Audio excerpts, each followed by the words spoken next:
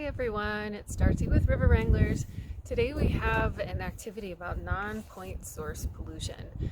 For those of you that have been to our work days, you've done a version of this, but this is something you can kind of look around your own home and see what's in it and pay attention to what's in your trash and what goes down your drain and what goes in your yard now that we're all home.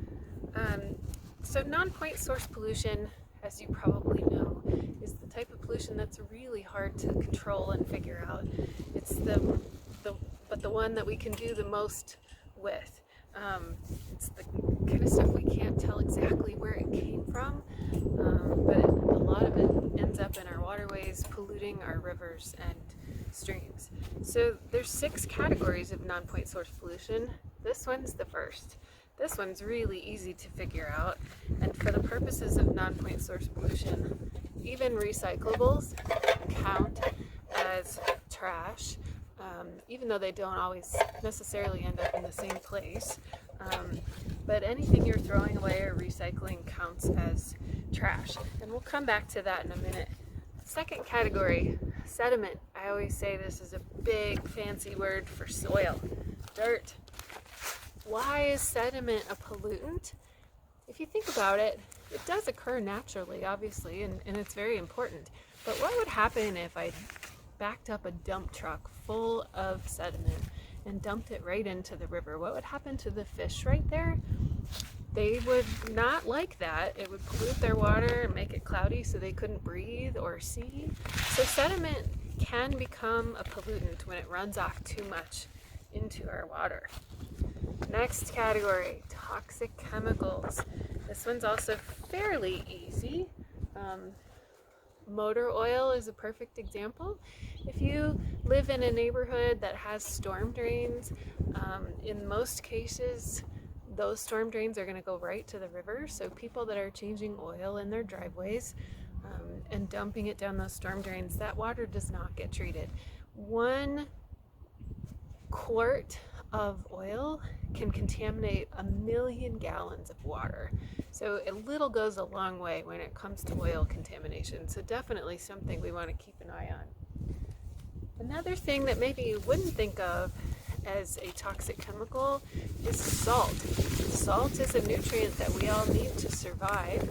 But again, think of that dump truck analogy. If we took a dump truck full of salt and dumped it right into the river, that would be a problem for the fish and plants that live right there. We don't want too much of this in our water. And especially salt for snow removal. We don't see that as much here in the West, but definitely on the East Coast they use this a lot.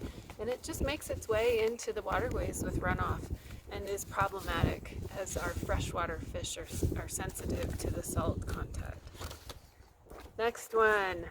I always ask you kids, who goes snowmobiling or skiing in the wintertime, and what do you wear under your clothes to keep warm? Thermals. Thermal means heat. So, think of heat. Why is that a problem? You guys have heard the saying, it's so hot you can fry an egg on the sidewalk. Well, think again of my dump truck. If I took a dump truck full of boiling hot water and dumped it into the river, why would that be a problem? Obviously, the fish would not like that. They're super sensitive to temperature, and our cold water fish in our rivers in our area definitely do not want thermal stress as part of the pollutants. Nutrients, always a fun one. So nutrients include things like plant food. Obviously, plant food can be a good thing and can help our plants and vegetables and things grow, but too much of that can become problematic in our waterways and pollute the streams and make them become uninhabitable for animals. The other thing that's a nutrient that a lot of people don't realize is no, this is not a pretzel, poop. Animal poop, human poop. Well, no, animal poop definitely can be a nutrient. We use this as fertilizer in farms and gardens often. Dog poop, human poop, those kinds of things are definitely pollutants and would not be good for that. Definitely because of our diet. We eat meat, so any animals that they're using for their poop for fertilizer. Those are herbivores, cows, chickens, things like that aren't eating meat, so their poop is different than meat eater poop. So a lot of people want to put this in the toxic chemicals category. It can go there. It can also go in the category that's coming up next, but its best fit is in nutrients. So next, pathogens. Big fancy word for bacteria and germs. Our pathogen is an E. coli, has a relationship with poop. E. coli is found in cow poop.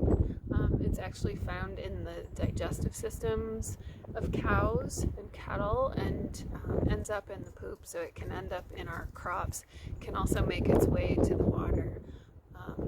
Not all E. coli is bad.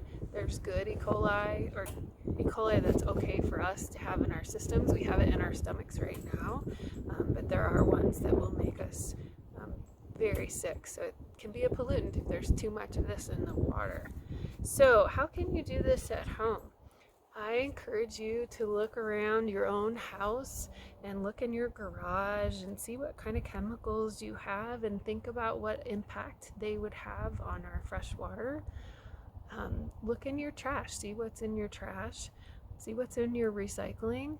If there's things in your recycling that you can reuse, what we call upcycling, lots of things you can do to upcycle things in your recycling. You can cover this with a more interesting paper and make a pencil cup out of it.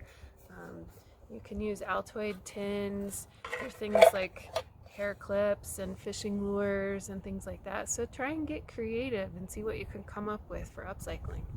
Have a good day. This is Watershed Adventures, and we'll see you next time.